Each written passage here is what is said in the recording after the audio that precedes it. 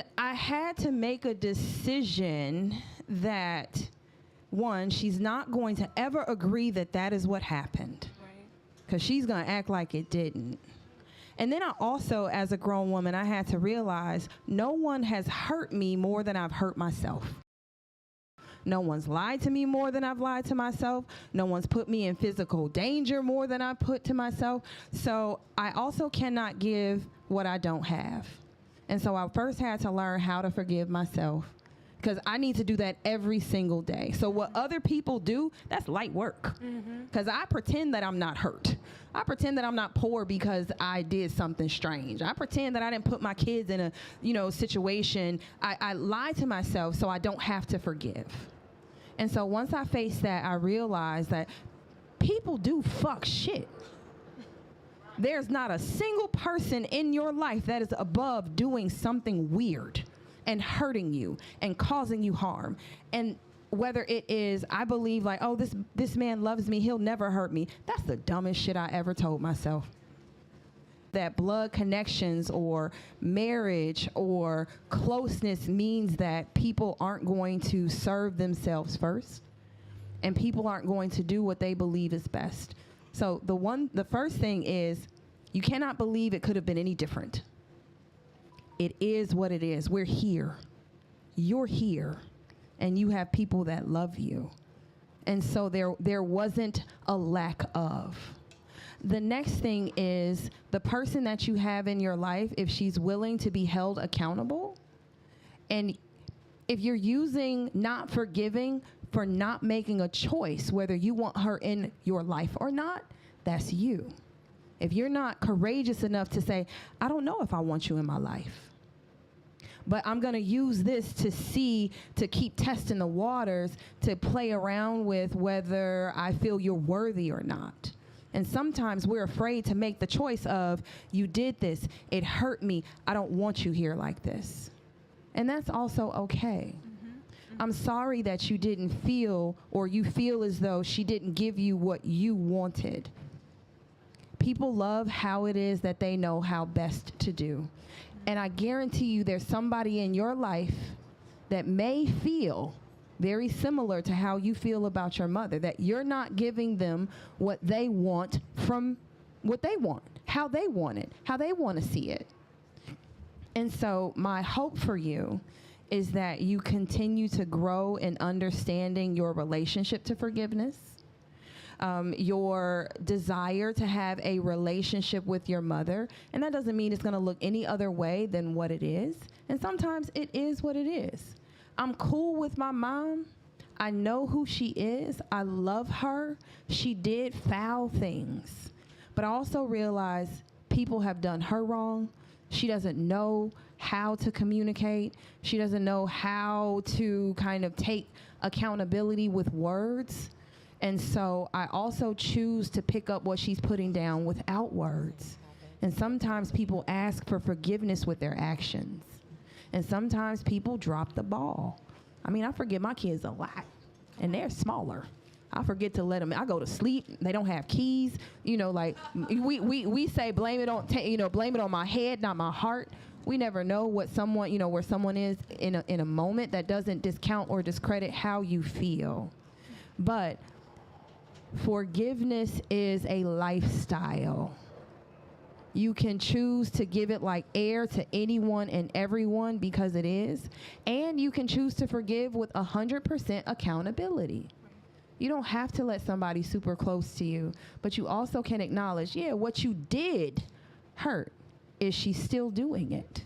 Because if so, now ball's in your court. Right, that part. If you have allowed her access to your life to continue hurting you, can you set boundaries? Can you be real? This is her capacity. Yeah. And if you still think about something that happened, and I had to remember this about my ex-husband, a memory can come up and you feel it like it's real. It's not 1999. It's 2023. So you can allow a memory to come back without the visceral feelings and embodying it right now. People grow, people change. If you have the willingness to learn and see how she's learning how to nurture. How does she nurture? What's her, nurture you? Because I got 3 kids. Everybody wants something different. You don't do him like that. You right. You're not him. How I talk to you and love you and treat you, that's you. That's special. But my kids will constantly say, you do this for them. You do. I'm like, what y'all want? I'm one person. No one ever seems to be satisfied with with the best that I have. And that's coming from a mother of 3. I feel incompetent and incapable every single day of my life because I have 3 people telling me I'm not enough. And I'm only one person. And I don't know how to be that version for any one of my kids. But I will tell you, it gets easier when you learn that it is okay to love people who are flawed, to love people who have hurt you and wronged you, and especially if you remember when you asked for forgiveness from somebody you adore, and they gave it to you. What a gift.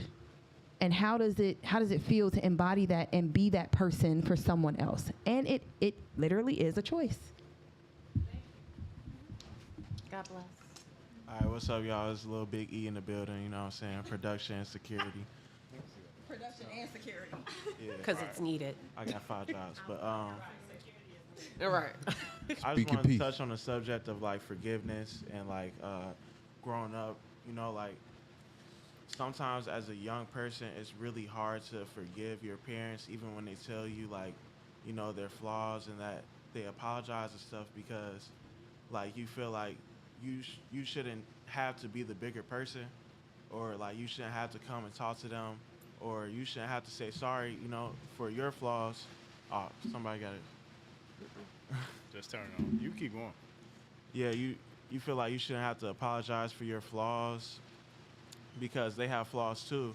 But I've learned that it's easier to hold grudges and to be angry about stuff, you know what I'm saying? Because you use that as a fuel excuse to like go through life, and sometimes, you know what I'm saying, like that can fuel you to try to be better, but in reality, like eventually, like my dad told me, like the more you quit, it's gonna be easier to quit. And so sometimes you don't realize that you're quitting until you get to a certain space in life, you know what I'm saying? So like it's better to try to be the bigger person sometimes, even if you're the younger person, and it's hard because the ego, your brain not fully developed yet, you know what I'm saying? I'm the youngest in the room, but it's like, it's tough, but it feels better once you start loving and once you start reaching out more, you know what I'm saying? Like, but it is hard to forgive someone when you're real young because you don't fully understand. Even if they explain it to you,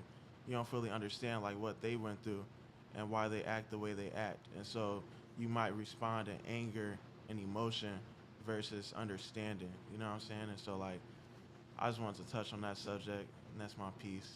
You know what I'm saying? I just want to. Nice. Hey, we appreciate that. You the this youngest? This is just for the sake of the production. I want to thank everybody for coming out. This was a wonderful conversation. We got to touch on a lot of different topics. Obviously, some that are very close to home, and it's important that we have these conversations because oftentimes we don't have a place to vent, and we don't have a safe spot where it feels comfortable to vent without being judged. And so that has always been the essence of this podcast for me, is that it's a space to be able to speak what you speak, to sound off however you feel and what's on your mind without any judgments. Because I say all the time in the Black community, we need to learn how to listen. We oftentimes talk, but we don't listen. My mom used to tell me, you hear with your ears and you listen with your heart. And so when we learn to listen and take in what people are telling us, it can make all of the better difference. So I thank everybody for coming out. I thank everybody for their comments.